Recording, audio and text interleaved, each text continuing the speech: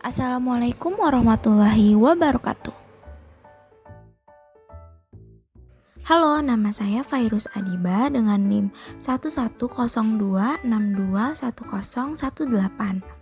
Hari ini saya akan menjelaskan tentang modifikasi perilaku dengan teknik modeling pada anak ADHD. Silakan disimak ya. Pertama, apa itu modifikasi perilaku dan teknik modeling?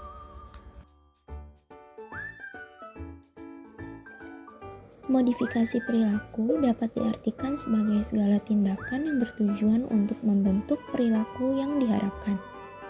Pemberian hadiah atau hukuman tegas secara terencana, baik di rumah atau di sekolah, dapat digunakan untuk membentuk perilaku yang diharapkan.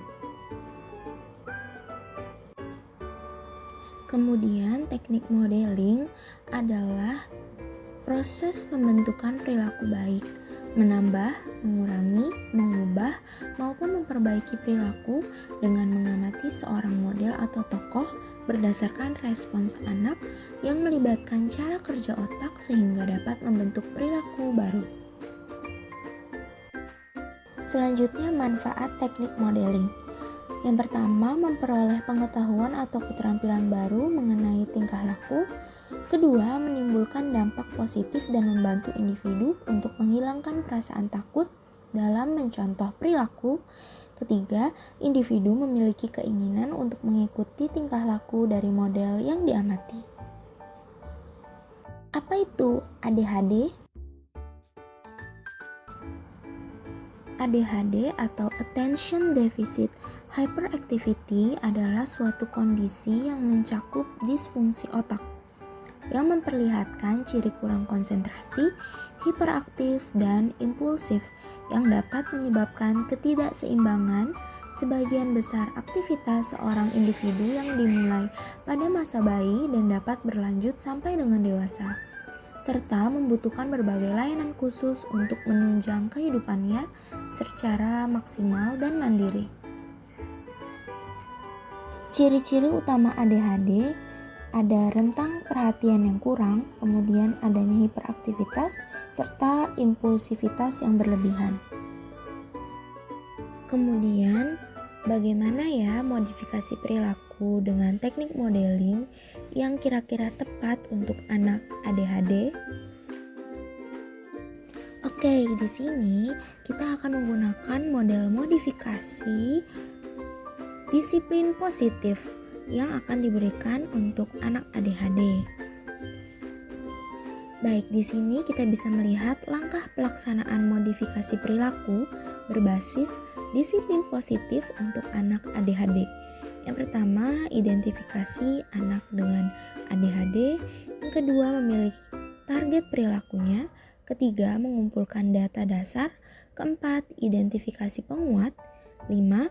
Perlakuan intervensi atau penerapan pendekatan disiplin positif. Yang keenam, evaluasi program. Lalu, apa itu teknik disiplin positif?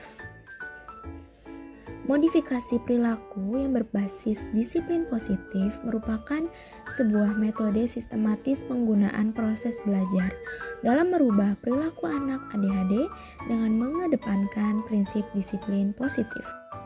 Nah, ada 3 prinsip utama modifikasi disiplin positif. Yang pertama, memahami prinsip perilaku. Menurut pandangan pembentukan perilaku modeling, perilaku didasari pada proses imitasi dan belajar dari lingkungan.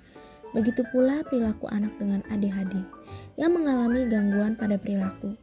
Perilaku negatif yang muncul pada anak ADHD dipengaruhi observasi dan imitasi anak pada lingkungannya, dan kondisi ini diperparah dengan kondisi ketidakmampuan anak mengatur perilakunya.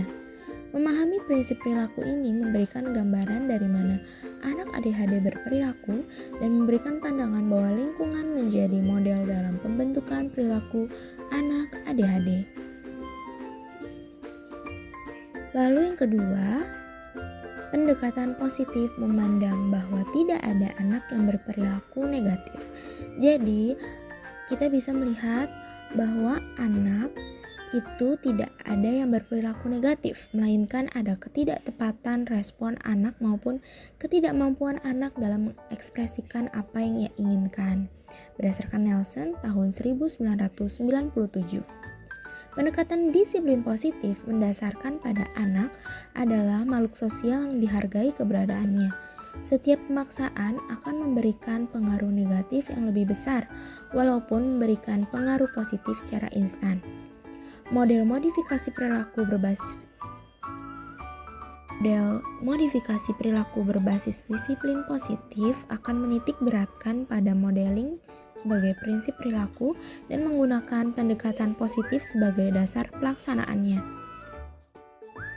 Yang terakhir, menerapkan pola saling menghargai. Pola saling menghargai harus dimiliki dari kedua pihak, yaitu anak dan guru, anak dan orang tua. Dalam konsep saling menghargai, kedekatanlah yang coba dibangun dalam melaksanakan modifikasi perilaku ini. Kepercayaan menjadi kunci utamanya, sehingga terbangun komunikasi yang selaras antara anak ADHD dengan guru, maupun anak ADHD dengan orang tuanya, maupun anak ADHD dengan teman sebayanya dan lingkungannya. Sekian dan terima kasih. Sampai jumpa kembali.